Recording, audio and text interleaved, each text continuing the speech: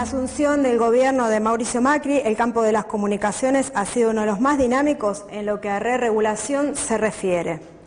Desde la firma del decreto 267 de 2015, que fue contra núcleos importantes de la Ley de Servicios de Comunicación Audiovisual, el gobierno no para de mantener la iniciativa. La seguidilla de decretos y resoluciones muestran que las principales decisiones no se toman en el Congreso, sino en el Ejecutivo, a espaldas de la sociedad y a favor del mercado. Sabemos que probablemente cuando este programa empiece a circular quede viejo, porque los decretos van avanzando de la misma manera que va avanzando también la tecnología. Quizás todo lo que hoy estamos utilizando, por ejemplo en esta tablet o en nuestros celulares, dentro de muy poquito ya sea viejo. Vamos a hablar esto enseguida con Guillermo Mastrini. Mientras tanto, preparamos un material para compartir con ustedes, con distintas conferencias de prensa donde el ministro Aguad y los directores del Ente Nacional de Comunicaciones fueron presentando los sucesivos decretos y cambios que, mediante justamente decretos, fueron modificando la ley audiovisual e introduciendo cambios en la regulación de la comunicación y las telecomunicaciones en el país. Lo vemos y enseguida estamos con ustedes en piso junto con Guillermo Mastrini.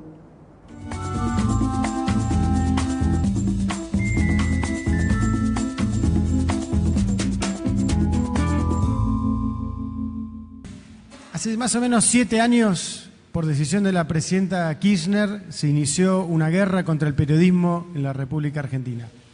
Hoy, por decisión del presidente Macri, se termina la guerra del Estado contra el periodismo. Y por otro lado, hoy comienza una política pública de comunicaciones del siglo XXI en la Argentina. Comienza una mirada donde lo que queremos es que todos los argentinos puedan acceder a servicios de Internet, de telefonía, de cable, de televisión, de medios de comunicación, con la mayor diversidad, competencia, pluralidad y modernidad posible. Como ustedes saben, se dictó un decreto mediante el cual se ha intervenido el AFCA y el AFTIC, que son los dos entes que regulan las telecomunicaciones y los medios audiovisuales.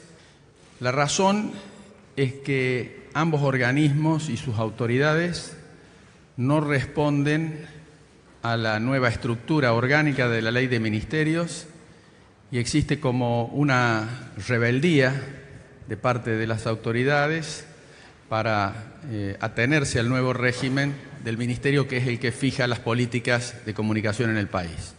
La Ley de Medios en este decreto de intervención no se toca, por ahora. Lo que tenemos de resultado de saldo de esa guerra es malo para todos. No ha habido ningún beneficio para los argentinos, no ha habido un aumento de cantidad de medios, no ha habido un aumento de cantidad de conectividad ni de acceso a celulares, que hoy tenemos en una fragilidad enorme, muchas veces que no andan, que colapsan, vastos sectores de la Argentina que no tienen acceso a telefonía celular que funcione bien o con acceso a banda ancha, y sobre todo una Argentina dividida y peleada con una tensión permanente hacia el trabajo del periodismo, en el cual en esa guerra permanentemente se trató de poder dividir entre buenos y malos, entre los que hacían su tarea de una manera u otra, solamente por la óptica de lo político y no por la calidad del trabajo profesional del periodismo, que debe ser siempre independiente y crítico del poder. Esa es su tarea y ese es el sentido que creemos que debe tener en la democracia la tarea del periodismo. No, primero que esto es un decreto, es decir, el presidente tiene facultad de intervenir organismos. Hay muchas razones, pero fundamentalmente los entes han seguido funcionando, administran recursos presupuestarios, toman decisiones sobre licencias y sobre adjudicaciones y lo han seguido haciendo sin atenerse a las políticas que va a fijar o que está fijando el Ministerio. Esta rebelión obviamente justifica porque si no estamos frente a un caos.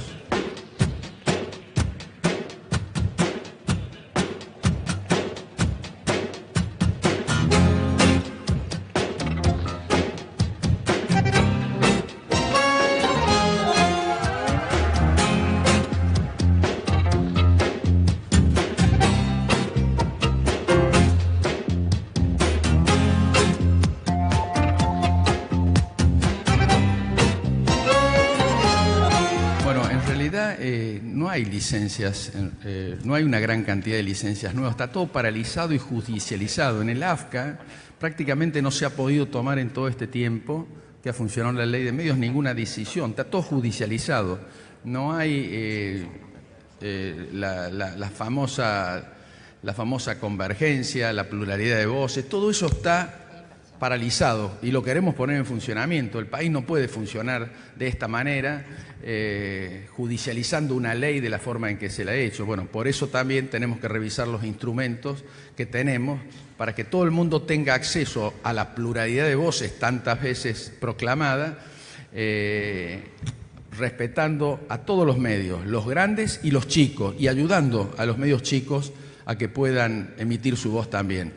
La ley que estamos redactando tiene su prioridad puesta en el ciudadano, en el usuario, para garantizar mejores tarifas, mejores servicios y libertad de expresión para todos. Creemos que tiene que ser una ley que garantice estas condiciones, que sea además un marco regulatorio aplicado igual para todo el mundo, que la mayor diferencia con la anterior era que estaba escrita para beneficiar a algunos y castigar a otros.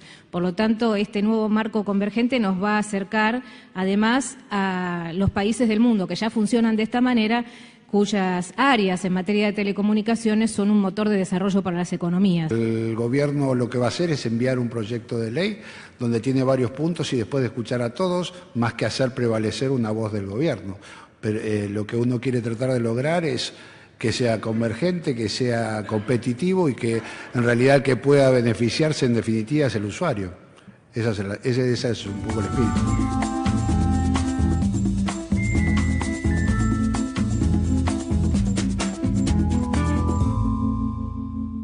Veíamos recién entonces cómo el ministro Aguad, también en su momento Miguel de Godoy, Silvana Giudice y Marcos Peña estuvieron presentando los distintos cambios que modificaron la ley audiovisual, también distintos cambios que tienen que ver en definitiva con el uso del espectro, cómo este espectro se explota.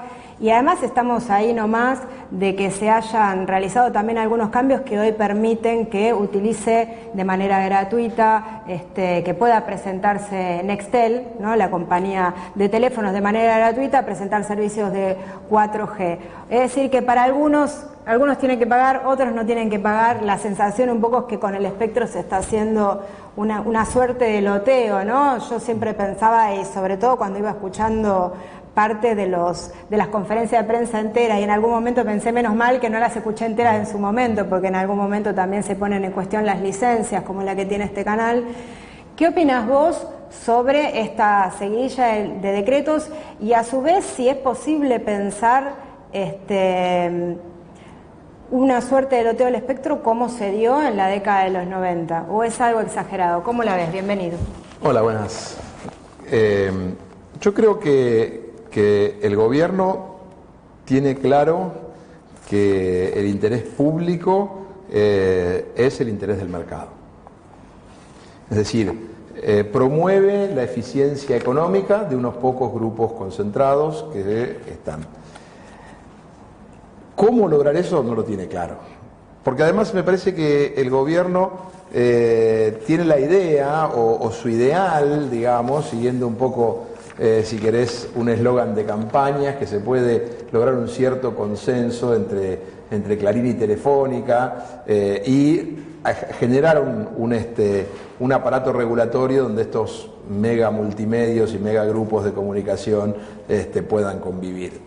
Y desde mi punto de vista esto es equivocado porque los intereses de estas empresas son tan contradictorios que siempre va a haber una puja y si uno lo resulta, digamos, curioso, incluso esto lo podemos ver en el hecho que si uno lo mira desde afuera de los intereses de las propias de estas corporaciones, uno, digamos, la conclusión a la que lleva desde una perspectiva de análisis crítica o incluso popular es que les han dado todo.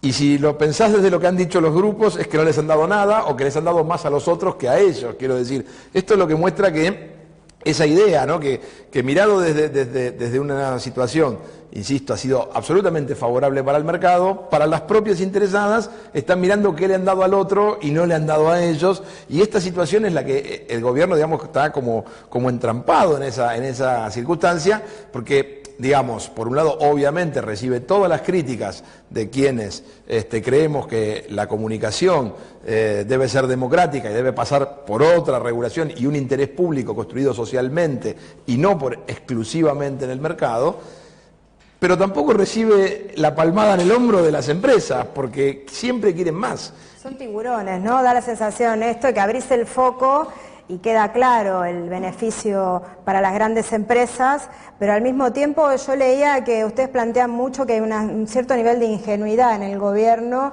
a la hora de trabajar concretamente, digo, poniéndole nombre con lo que es Clarín y Telefónica como los dos actores que les cuesta convivir. Yo creo que en esta situación de mercado lo que no se termina de ver es que nada va a ser suficiente, porque estas empresas están en una dinámica, incluso en relación a los capitales extranacionales o fuera de la Argentina, que en algún momento van a venir a invertir, como por ejemplo lo que está pasando con el fútbol en estos momentos, ¿no? que ahora se abre, fíjate que esto es curioso, ¿no? Se abre la licitación del fútbol y los grupos son cadenas de televisión norteamericanas que no están emitiendo, pero que es una cabeza de playa para poder entrar con otra fuerza también en el mercado argentino, ya en la propiedad de medios, ¿no? Potencialmente nos da eso. Lo que quiero decir es que estas empresas, especialmente yo creo que el Grupo Clarín, ve que vamos a un escenario de mercado global y en ese mercado o ganás o perdés, quiero decir, o creces o perdés.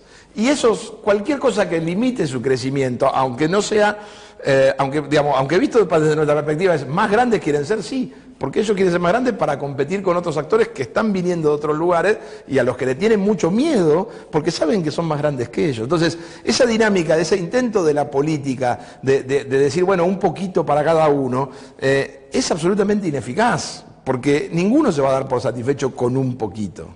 Pero además casi te diría, y no porque no sean, es porque no les alcanza, porque realmente incluso hasta no les sirve para su estrategia comercial y empresarial de mediano y largo plazo, que es crecer para competir con los grandes jugadores globales. En este momento, abrir el juego a que Telefónica entre en el mercado de audiovisual, para el Grupo Clarín es la peor noticia que le puedas dar, aun cuando le hayan dejado usar el espectro que no estaba permitido para telefonía móvil con telefonía móvil, que era un poco lo que señalabas recién, ¿no? Es decir, ellos han pagado muy poco dinero por algo y lo pagaron muy poco solo porque no podía ser para telefonía móvil y ahora le han recalificado eso y han permitido que den telefonía móvil sin pagar nada extra a lo que habían pagado originalmente.